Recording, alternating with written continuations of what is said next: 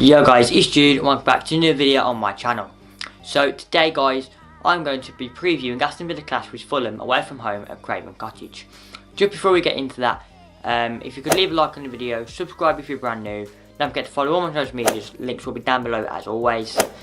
Also, leave your thoughts on the game and how it's going to turn out, but without further ado, let's get into the preview. So, on the 17th of February, on Saturday, Aston Villa take on Fulham away from home. I do believe this could be one of our toughest challenges yet, as Fulham are sitting in 5th in the table in and around the playoffs, where Villa are sitting 2nd with 59 points, I do believe, with 59 points, and they are a very good side, Fulham. They always have been in the Championship. They got to the playoff last season and they're there or thereabouts this season, so I do believe this could be one of our toughest challenges yet. Well, with it being away from home, I do think it will be really tough for Villa. But Villa are on very good form at the moment, obviously getting 7 wins in a row, winning the derby last week. So I think it will be very even. Again, it's going to be very tough. So let's go on and talk a bit about Fulham. Fulham are doing very well, as I said. They're in 5th in the table and they're in the playoffs.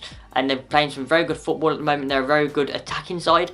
So the defence will have to be on their game against Fulham.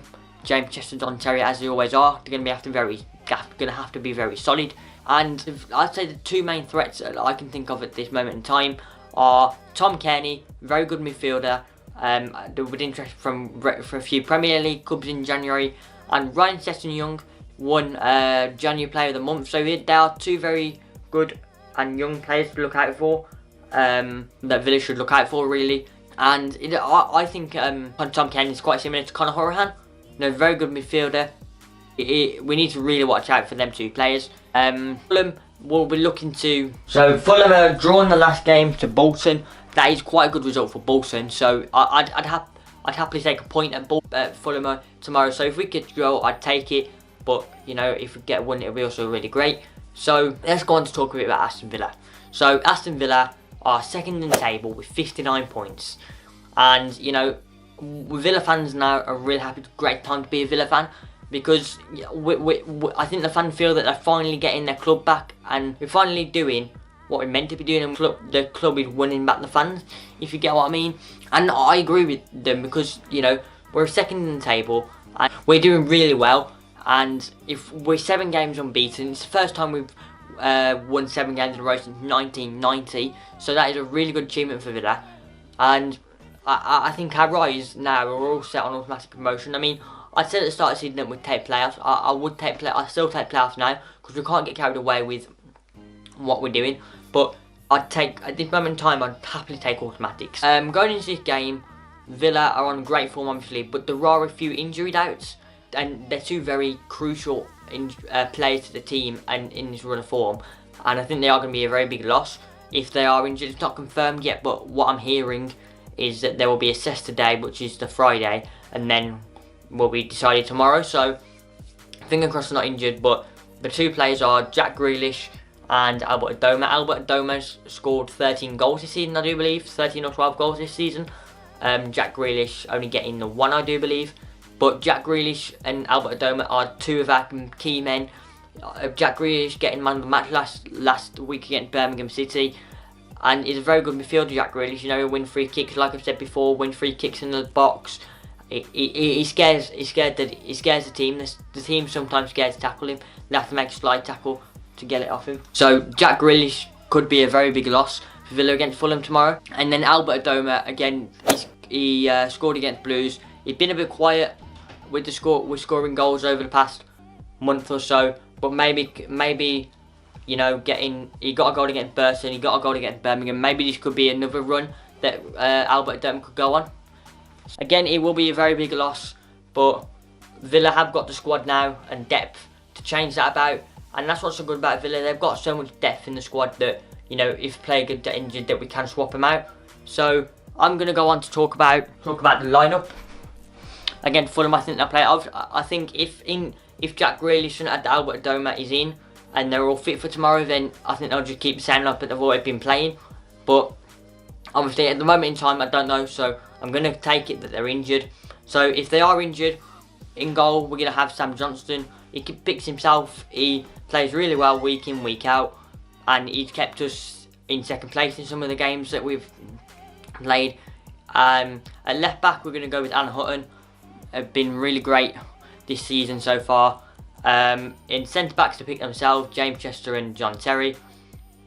At right back, we're going to go with Al Mohammadi. Now, this is where the midfielder kind of changes.